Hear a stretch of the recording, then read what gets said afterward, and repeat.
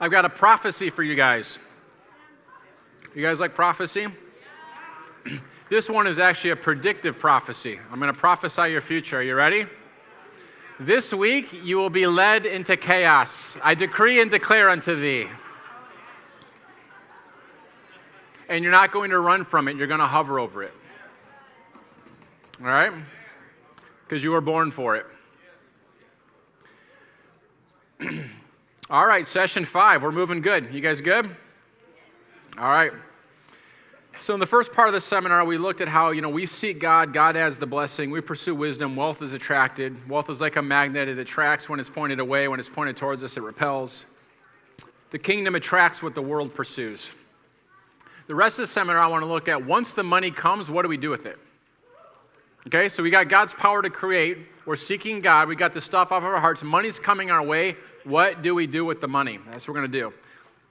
Let's say you're going on a trip to Florida, okay? You don't just get in the car and pray in the Spirit about how you're going to get there, right? You need to know the destination. You need to know, okay, we're either going to take an airplane, we're going to take a car. There's a destination, and then there's mile markers along the way. Florida, 500 miles. They got miles. So here's what I want to do. I want to name the destination. Then I want to take a 30,000-foot view of the destination. Then I want to zoom down, and I want to hit some mile markers along the way to the destination. You tracking with me? If you're not, then just smile and nod politely. It really helps me. Stephen Covey, the 7 Habits of Effective People, one of the habits is begin with the end in mind. Okay, so what is the end we're looking at for finances? I'm just going to go ahead and give it to you. It's financial abundance. Financial abundance, where you have more than enough to cover your needs and to be generous with other people, but you're going to have it from passive income. So you have income coming to you from assets that more than cover your needs and enable you to be generous out of that so that the stream never runs out. Can I get a what? I'm talking about 2 Corinthians 9:8, and God is able to make all grace abound to you, so that having all sufficiency in all things at all times, you may abound in every good work. That's what we're going to go after. So I'm going to get that. So I'm looking at, that's financial abundance. Financial legacy, I'm going to put it in the same category, is Proverbs 13:22. A good man leaves an inheritance to his children's children. Jim, I don't see how that's possible. I'm too far along in my age. I don't have the earning years to do that. Again, thank you for sharing your unbelief with me. Now we know where to start.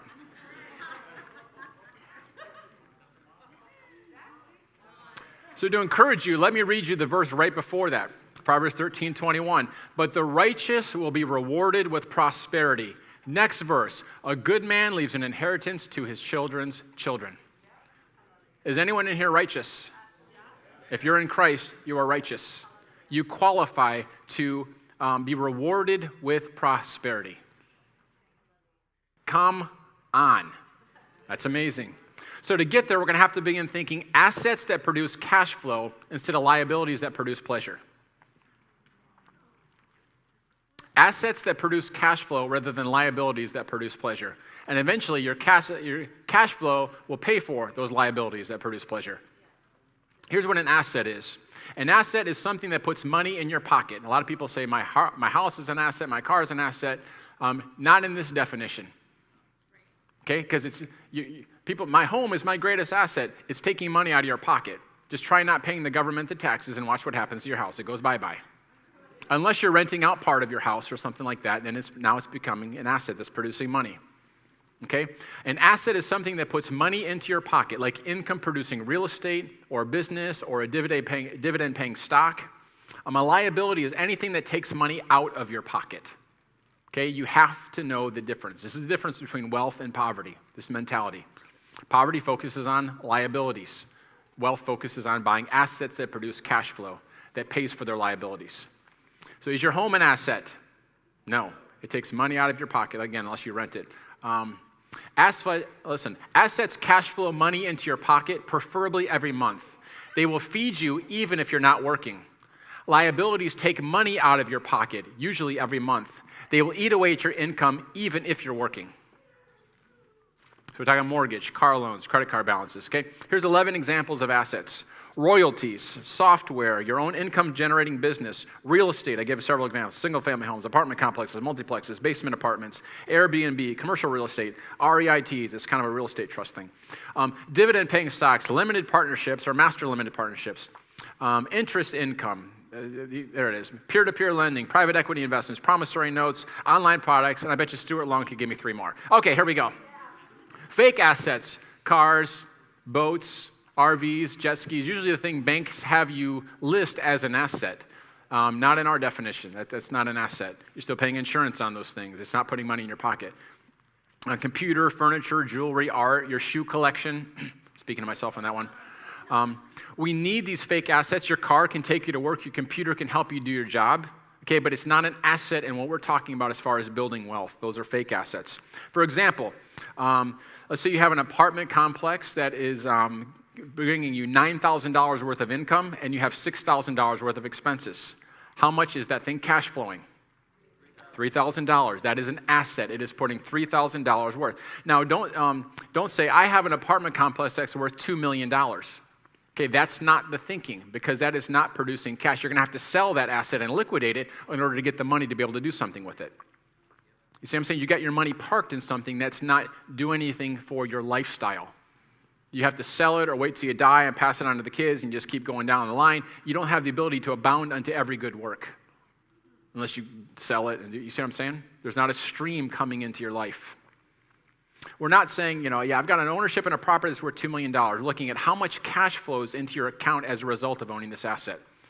You could be doing the same thing with dividend-paying stocks. I wouldn't be saying, hey, I've got $2 million worth of stocks. That's not what we're talking about. It's how many thousands of dollars per month are flowing into your life as a result of you owning those stocks. Again, financial freedom is measured by your cash flow exceeding your lifestyle expenses. So we're going to look at some different levels of that here in a second. When you begin to define your financial life by your assets, it's going to produce a scarcity mindset. Because the whole thing about assets is you don't want to eat into your assets, because then your net worth goes down. See, there's a scarcity mentality. I can't eat into it. I've got to hold on to it. I've got to grow this thing. Okay? That produces a poverty mentality. We all know people who had millions of dollars when they died, but they were so stingy they wouldn't pry their wallets open to help someone with a medical bill.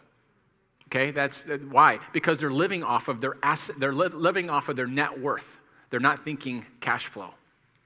Because in order for them to give or do something, they have to eat into that thing. And they see that as like a cancer to their finances rather than a river flowing in other people's lives. There's a famous story. Hedy Greene, I brought her up in the Ephesians series. We could put her picture back up there. She's such a lovely lady. Hedy Greene, she's known as to be one of the greatest misers who has ever lived. Doesn't she just look happy up there? Isn't she just... I guess it's true, money can't buy happiness, right? Neither can poverty. So she lives on the West Coast, and she'll go down as history as one of the most penny-pinching, miserly women to ever live in this nation. When she passed away in 1916, she was worth between $100 million and $200 million. This would be equivalent to $2.2 billion or $4.4 billion today. Let me tell you about her. Her stinginess was legendary. Here was her nickname, the Witch of Wall Street. She was so money conscious that she refused to heat up her water to cook her oatmeal because the energy it would take to heat the water. So she ate cold oatmeal every day, to which our response is, heat up your oatmeal, baby.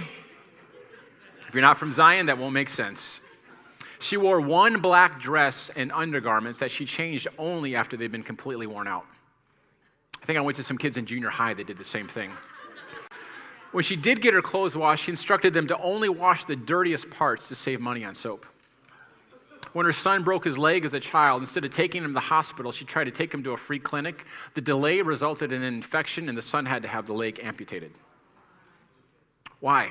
I believe some of it is this net worth thinking, where I can't spend any of this stuff because I spend it, I'll have less. We can't think net worth, that we need to think cash flow. I know this is different. Your financial advisor is going to tell you something different. They're going to tell you, grow this giant nest egg so you can do the 4% rule so you don't ever eat into your assets. That's poverty thinking. That's scarcity thinking. I can't eat into this thing. I don't know about you. Well, I'll get into this later. I don't know about you, But I don't see it as a real godly thing to live frugally for the sake of being frugal. You're living frugal so that you can become this someday. I'm living frugal. Here's what most people do. I'm going to live on nothing so that in the future I'll have this nest egg where I won't have to trust God anymore. That's a lot of financial planning. Is live on nothing, live on nothing. Listen, we're going to show you're going to have to voluntarily limit your spending so that you can do some of this stuff. But the goal is that you can flow like a river, a multifaceted river into people's lives, not so you can have this giant nest egg that you hope doesn't go to zero when the stock market crashes. That's poverty mentality. And that is the financial planning market. Sorry. I got the mic now. Sorry. Exodus 28, 8:28. You don't have this in your notes. Just enjoy it. 3 times Pharaoh let the people go with conditions. Here's the conditions. Number 1, Pharaoh said, I will let you go to offer sacrifices to the Lord your God in the wilderness, but you must not go very far. In other words, you can be free, but you just can't be all the way free. You can't be spiritually free in your worship all the way. Second time, you can go, the men among you, but you can't take your little ones. Okay? So you can't be all the way free in your worship. I'm going to keep the kids. How many of you realize we have got breakthrough in the church to the point where we have freedom in worship? We've broken through that one. We've broken through, like, we're actually raising kids that stay saved and are doing good. Like, we've gotten that kind of breakthrough. Okay? Listen to the next one, Exodus 10:24. Then Pharaoh summoned Moses and said, go worship the Lord. Get out of here. Your women, your children may go with you. You can take them all, but only leave your flocks and your herds behind. You can worship, you can have your kids, but you can't take your reproducing wealth. The church has not gotten breakthrough on this part yet. Okay? You can have your kids, you can worship, you can't have assets. You can't have reproducing wealth. This is where we're at, gang. This is where we're at. So I want you to pull out your diagram that says 30,000-foot view of wealth building. I couldn't figure out how to stick these diagrams in the middle of a Word document, and so just find it. So you see what it says. It's the one that says the 30,000-foot view of wealth building. Everyone see it? Someone at your table will have it. They'll show you what it is. I'm just going to go through these. So I'm going to look at what it looks like for your finances to go through the fruitful stage, and then the multiply stage, and then the fill earth and subdue stage. Okay? You guys good? Fruitful stage, you work for money. Next stage, money works for you. Third stage, money works without you. Stage 1, earned income. Stage 2, passive income. Stage 3, abundant income. Stage 1, you're an employee or self-employed. Stage 2, you may still be an employee, have that income, but you're now going to be owning assets like a business, or you're going to be an investor. And then eventually more and more your role is going to have to be you're managing those income-producing assets. Stage 3, you're a philanthropist. I love these next two. Stage 1, apples. Stage 2, apple trees. Stage 3, apple orchards. Stage 1, soldiers. Stage 2, platoons. Stage 3, armies. Is anyone else getting hungry for this? Stage 1, you work and you get paid for your work. Stage 2, you manage the assets that pay you. Stage 3, you're primarily investing and giving away the majority of your income. Some people would say give away all your income. I would say, well, you're going to want to grow the golden goose so you can give away bigger golden eggs. If you give everything away, someone gets a great meal, but there's no more eggs. We'll get to that. Here's my favorite. This is all from Genesis 26:13. And Isaac became rich, stage 2, and continued to grow richer, stage 3, until he became very wealthy. I mean, that's just brilliant. Stage 1, you're debt-free, and you got 3 to 6 months in savings, which we're going to look at as a storehouse, where God commands a blessing on the storehouse. We'll get to that in a second. I can hardly wait. Stage 2, you got cash flow from your assets is greater than your lifestyle expenses. But in stage 3, this is where you're growing the golden goose so you can give away bigger golden eggs. Stage 1 is a launch pad. Stage 2, you're in financial freedom. Stage 3 is all about generational wealth and kingdom impact. So you can see the fill the earth stage. That's talking about children. And so to me, that's where you're leaving an inheritance for your children's children. And the subdue stage is where you're slaying giants and taking walled cities. So let's look at, that's the 30,000-foot view. I want you to go from being fruitful to multiplying to filling the earth and subduing. Are you guys getting a picture of those stages? Now what I want to do is I want to zoom down a little more on the road. I want to look at some mile markers on our destination to financial abundance and legacy. Okay, so let's look at 7 stages, although there's actually 8 because one of them is negative. Actually, okay. Mile markers, the financial legacy and abundance. You guys see that in your notes? Say aye. Aye. All right, we got it. Negative 1, financial dependence. Listen, we all start here. Okay, you're in this stage if you rely on support from your parents. I don't think anyone here was born independent. You spend more than you earn, or your debt payments are greater than your income. Okay, so you are financially dependent at that point. Stage 0, financial solvency. You're current on all debt payments. You're not dependent on others for help. And you have the ability to pay your bills. And so you reach this when you're no longer relying on someone else for financial support. So your income is greater than your expenses. You're no longer accumulating debt. And you're earning a profit. You're fruitful at this stage. You've achieved financial solvency. Some people never reach this stage. Some people reach it in their teens. Level 1, financial stability. You build up an emergency fund of $1,000 to $2,000. I look at this as credit card insurance. Okay, so the tires go out. You didn't plan on saving up for them, and so what do? You take it out of your emergency fund. You go pay it, so now you don't have to put it in the credit card. And additional money comes back in. So I want you to look at these first couple as buckets. So the financial solvency, the 0, 1, 2, and 3, those are buckets that you're filling up. You fill up the first bucket, and then it pours into the second bucket. You fill up the second bucket, it pours into the third bucket. When you get to the fourth bucket, it's actually going to turn into a wealth-building machine. But we need to fill these buckets up first, okay? So at this financial stability stage, this is where you're going to maximize any tax-deferred savings. Jim, should I do this? This is a debate. Should I do this before I pay off my debt? Listen, if you have a workplace that's matching 401ks, that's free money. You've got to maximize this thing, and we're going to talk about paper assets in a second, but my strategy would be to maximize that stuff first and then use the extra to pay off debt. I'm open to being wrong on that, okay? I think Dave Ramsey would say, just go, what does he call it, gazelle intense and pay off those debts.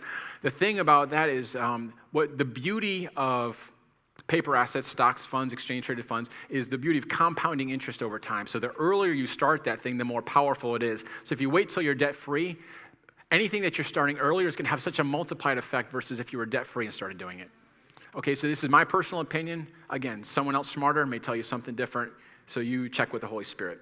So in financial stability, you're sticking that $1,000 to $2,000 aside. So once you got that in the bank, you're putting your money towards maximizing your tax-deferred savings. Next level, debt freedom. So again, you got a choice here. You can either go all in. Okay, this is where you're paying off high-interest debts, credit cards, fines, parking tickets, high-interest loans. Please tell me you're not doing payday loans, but let's just stick that in there. Okay, so you got 2 options at this stage. You can either suck it up and pay off everything but the house, or you can make the minimum payments on the low-interest stuff, less than 6%, and leave the car payment, the student loans, the personal loans, whatever those things might be. Okay, so again, 2 different options here. You figure out what works for you. So Dave Ramsey would say, go gazelle intense, get those things all paid for. Some of you may want to start setting aside money for an investment or a business. Listen, you figure that thing out. I'm just giving you some options. But it's going to look like one of those 2 things. You're either going to pay off everything but the house, or you're going to pay off all that high-interest stuff, and maybe you'll have your car paid off in 3 more years. Am I making sense? Bucket number 3, the financial storehouse.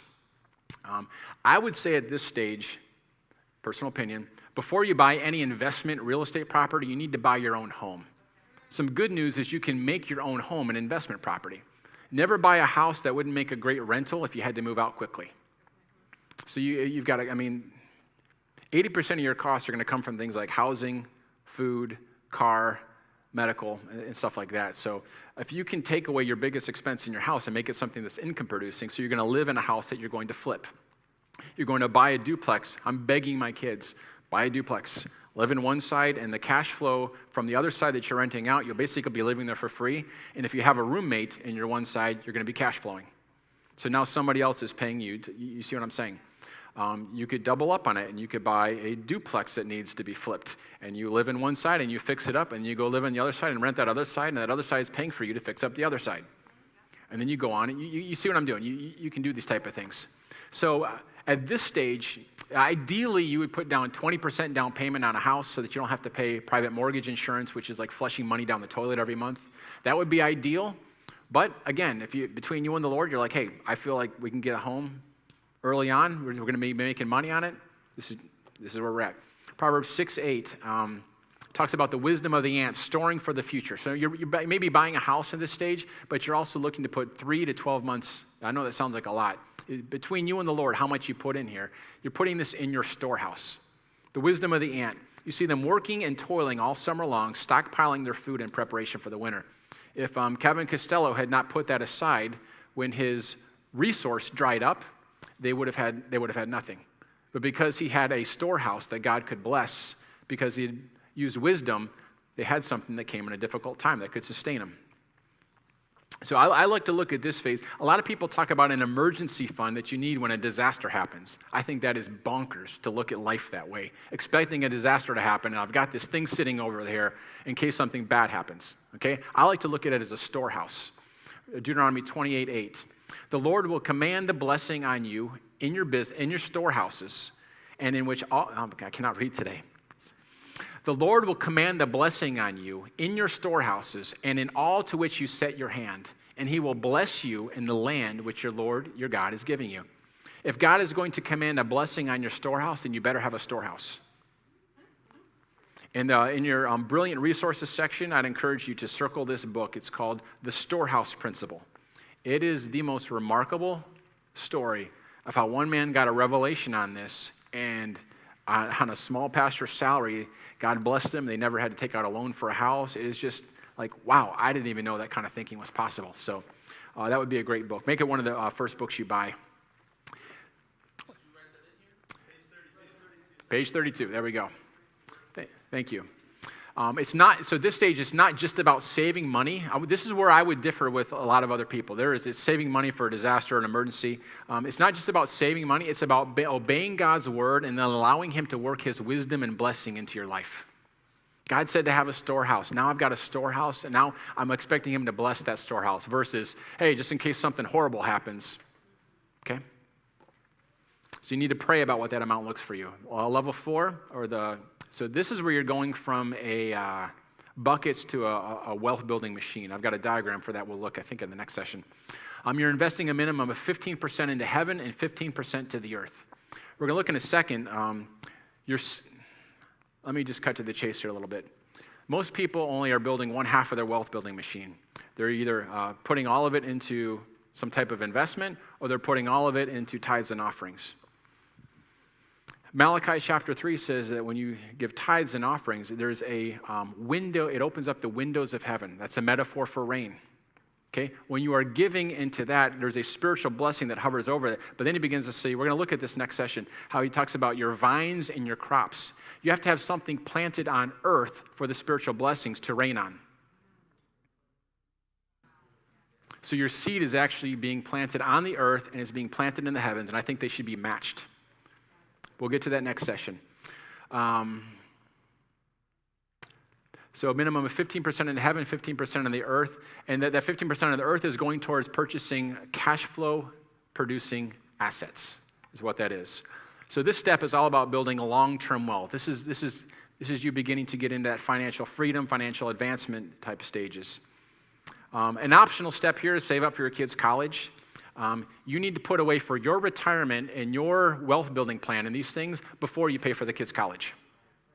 Okay, it's an optional thing. Kids, they can pay for their own college. Okay, there's nothing in the Bible that says you got to pay for it. If you're able to, great. If you're not able to, great. Okay, but let me say this. Parents, don't let your kids grow up to be cowboys. Parents, don't let your kids grow up and take out large student loans when they have not heard from God that this is their profession, and the only way to get into this profession is to get this degree. Okay? Mary and I had a girl in our young adults group. Mary and I used to be the young adults pastors. We had a girl in our group, and after we had left that church, she calls up and she's crying. She says, I've got $70,000 in debt. And I think she was in the middle of her sophomore year at Bible school and a youth pastor degree. And I said to her, you need to stop now. And I said, come to our church. We'll give you an internship. I'll help educate you. I'll give you what you need. Stop this. But then I want to finish up with my friends. And maybe I'll meet my husband. I said, I'm going to be honest with you. You're pretty. You're not that pretty. You're not pretty enough that some guy's going to want to marry 120 grand in debt, which is what she ended up with a youth pastor degree. Parents, don't let your kids grow up to be that kid who wanted to have fun, wanted to have this and that, didn't know what they were going to do.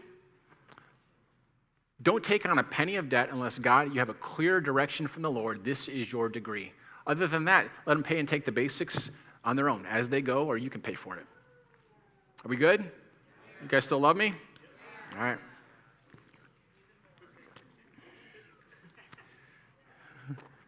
And yes, I did actually say you're not that pretty. Okay, there we go. Level 5, financial mastery. Can you imagine your life without a house payment? Ever again. This level, your home and all your other debts are paid off. You're no longer the borrower is slave to the lender, Proverbs 22:7. Okay, get this. Proverbs 22:7, the borrower is slave to the lender. You ready for Proverbs 22:6, the verse right before it? Train up a child in the way he should go, and when he is old, he will not depart from it. What should we be training our kids when it comes to debt?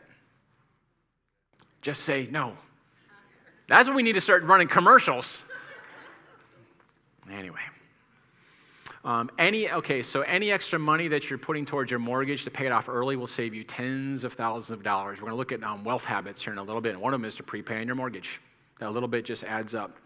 It takes the average family 5 to 7 years to pay off their home early when they follow this stuff. I don't believe it. Well, thanks for admitting your unbelief. We know where to start. So now let's go to the multiply stage, financial freedom. You've reached the point where you could completely live off the income from your assets, and this becomes the foundation to build even more assets, okay? You're still working here, but now you've got the choice. Do I continue at my job to get that income, or do I completely begin to manage and grow those assets for more income? The best part of all is, again, you can take it or leave it. I'm going to keep my job, or I'm going to focus on all this stuff here and go and do what I've always dreamed of, whatever that might be. Final stage, fill the earth and subdue. I'm going to call this financial legacy and abundance. Your income is excessive. It's beyond what you need. You have more coming in than going out. You have multiple assets, and you're thinking about preserving and growing your wealth.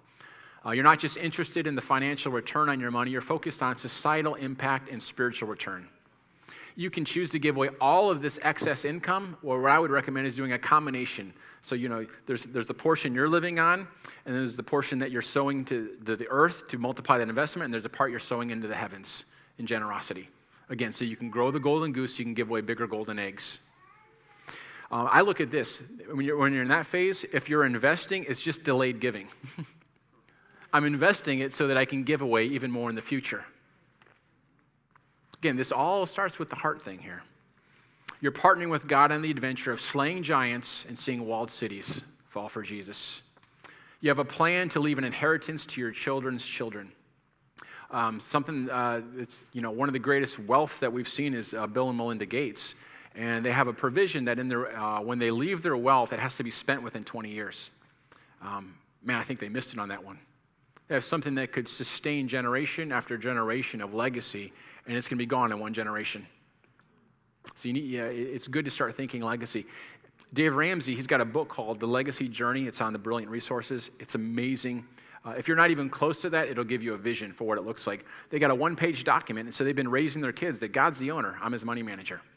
This is a sacred trust that we have this money, so we're consulting the owner for how he wants to do it. So they got a one-page document that shows here's who gets access to the family money, and if you're not living these principles, have a heart to give, you get no access to the money. But if you do, here's how we're going to manage it. And you watch the Ramsey family. They're probably going to be the Rockefellers in a generation or two. Craig Hill, who's spoken here several times, he got a revelation of leaving inheritance to your children's children. So he came up with this, where him and his wife were blessed. By the way, they paid off their house in 3 years on a pastor's salary. Okay? So guys, the seed of the heavens works, but you got to have something on earth for him to bless. So Craig, they had enough money that when their sons got married, they could give them the cash to buy a house with cash. And they gave it to him at a 10-year loan, interest-free. So here's what would happen, is they would repay that loan at 10 years, but it went into a trust that they grew. And so then when their grandkids come around, when the grandkids 20, 25 years later, that money has been growing. And if you do the math on it, by the time Craig's great-grandkids, okay, so 4 generations, Craig, kids, grandkids, great-grandkids, this thing keeps repeating itself. It is not improbable for that thing to be $50 million. And you will have eliminated poverty and interest from his family to the second generation.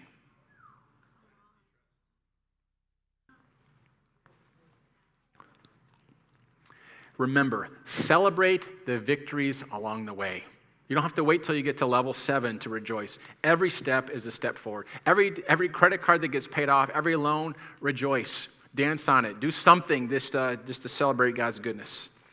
The next question is, how much cash flow do I need? Okay, so Dave Ramsey's got something brilliant in the legacy journey. He talks about cups, thimbles, and swimming pools. He says you need to determine how big is your cup. Your cup is how much God has called you to live. And so some people, they're very happy living on less. Some people, whatever that might be between you and the Lord, where basically he's going to cover all your needs and some of your wants. I just don't think, as a parent, I know that meeting my kids' every desire and whim is probably not healthy.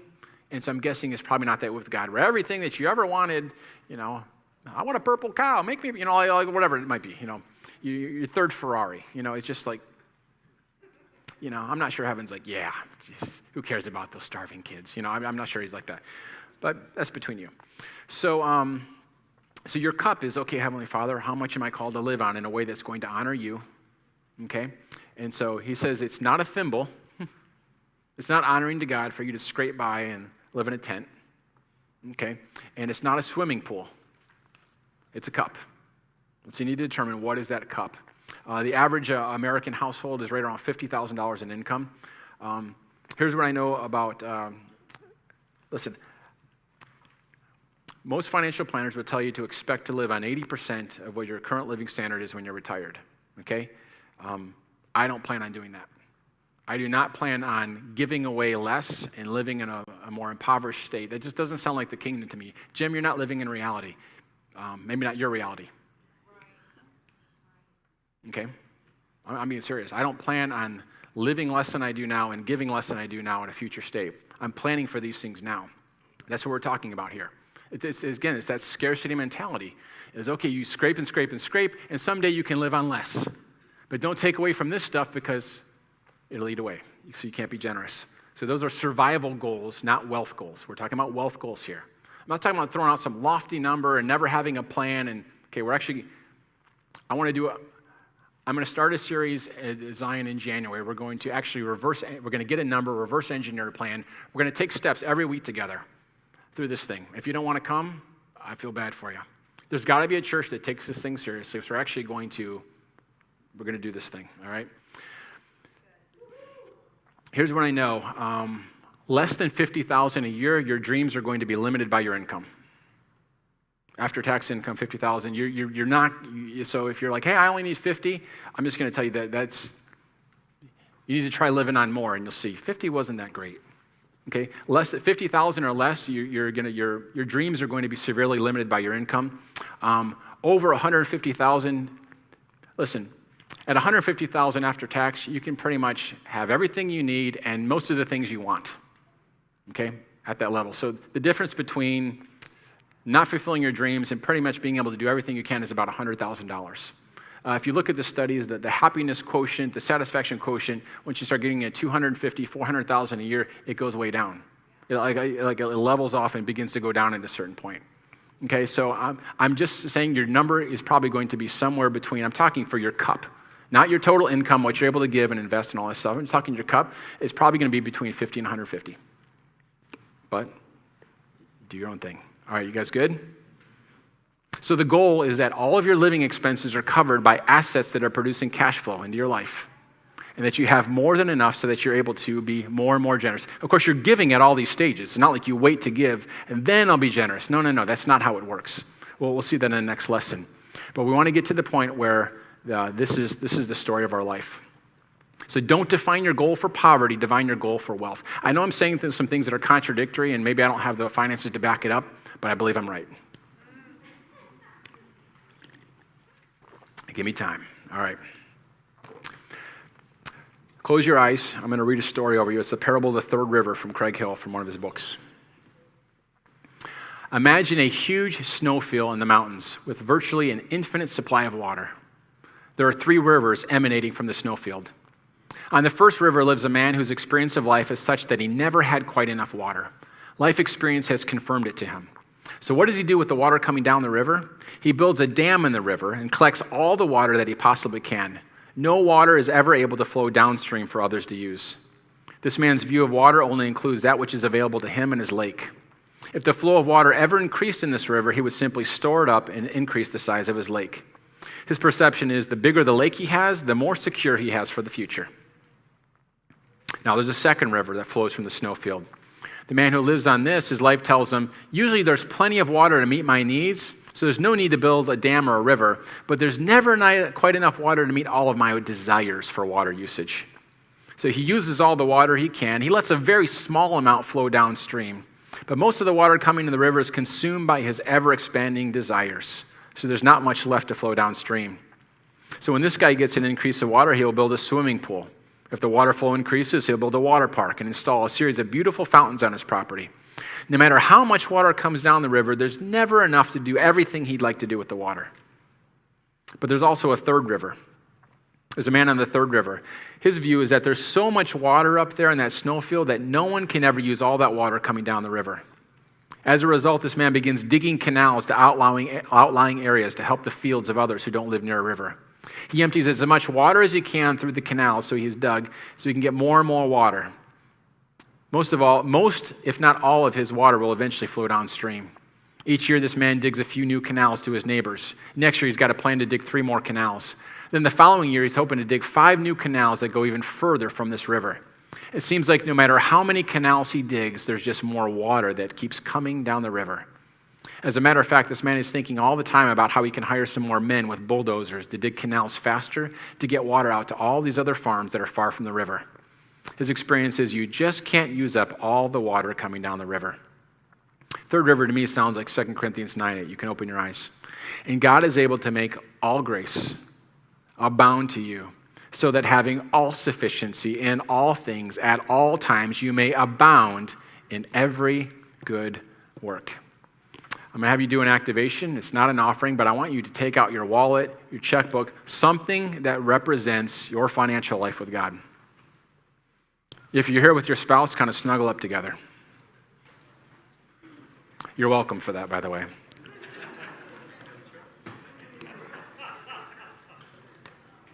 Here's what I want you to do. I want you to take a step towards financial freedom that comes from turning your finances over to God. This simple phrase, God is the owner, I'm his money manager. I'm going to have you walk through an exercise. At the end of it, I'm going to have you come up, and you'll see that we've got cards stationed along the front. And these cards are the business card size, and on the front of it says, God is the owner, I'm his money manager, and I want you to stick it in front of your credit card. And anytime you open up your wallet and getting to do something, you're recognizing, you know what? I'm not the owner of these finances. I'm the steward of these finances. You know what problems a business has when a manager begins to act like the owner? Big problems. It's the same in God's kingdom. When you begin thinking that this blessing is yours rather than something to steward, big problems. So what I want to do is I want to break that and just shift our mindsets. You know what? He's a good God. And I want to be that third river type of person. The inside of a hose gets wet. If he can get money through me, he can get money to me. And so just between you and the Lord, I want you to just take a moment and whether you hold it to your heart, whatever you might do, but talk to God and commit those finances to him. And when you've done that, I want you to come up here, and I want you to take one of these cards and go back to your seat, and then we'll take a break. Okay, so if we could just get some music, and so this may take a few minutes, so just whenever you're ready, but you're turning your finances over to God. Just like I said when I had that house. Hey, this is God's house. How is he going to deal with this thing? The pressure's off. Okay, so take a few moments.